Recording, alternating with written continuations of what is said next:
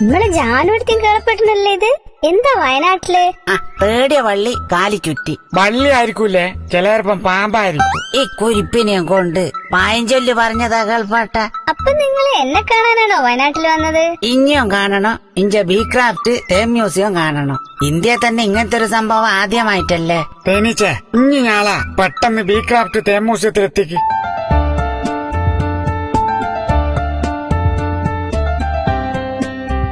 ഓ എന്ത് രസാ കാണുവേ. നിങ്ങൾ അകത്തേക്ക് കേറി വാജാനെടുത്തി. വ്യത്യസ്ത തേനുകളുടെ കലവറയുണ്ട് ഇവിടെ. തേനീച്ചകൾ തേനുണ്ടാക്കുന്ന രീതിയും തേനീച്ച വിരിഞ്ഞിറങ്ങുന്നതും ഞങ്ങളുടെ കൂട്ടിലെ ചില വിദ്യകളും ഇന്ന് വേണ്ട ഞങ്ങളുടെ ചരിത്രം പറയുന്ന മ്യൂസിയം ഉണ്ട് ഇവിടെ.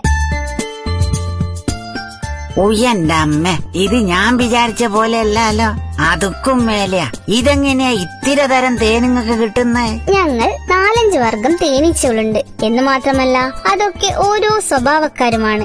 അവരുടെയൊക്കെ തേനും വ്യത്യസ്തമായിരിക്കും. പിന്നെ ഞങ്ങൾ എടുക്കുന്ന ചെടികൾക്കനുസരിച്ചും പൂക്കളുടെ വ്യത്യാസത്തിനനുസരിച്ചും കാലാവസ്ഥക്കനുസരിച്ചും ഒക്കെ തേനിന്റെ കളറ്, രുചി, ഗുണം ഇവയിലൊക്കെ വ്യത്യാസമുണ്ടാകും. ഇനി പ്രസംഗം നിർത്തിയിട്ട് ആ വ്യത്യസ്തമായ തേനല്ലോ ഒന്ന് കയ്യിലൊഴിക്ക്. ഏത് തരം തേനും രുചിച്ചു നോക്കാനുള്ള സൗകര്യം ഇവിടെയുണ്ട്.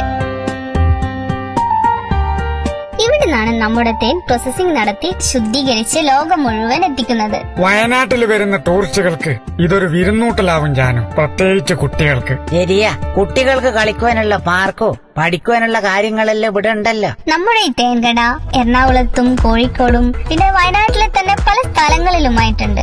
കേരളത്തിലുള്ള ഏകദേശം എല്ലാ ഷോപ്പുകളിലേക്കും ഞങ്ങളുടെ തേൻ എത്തിക്കൊണ്ടിരിക്കുകയാണ്. അപ്പം കേരളത്തിന് പുറത്തുള്ളവരെന്തെന്നാ ചെയ്യാ?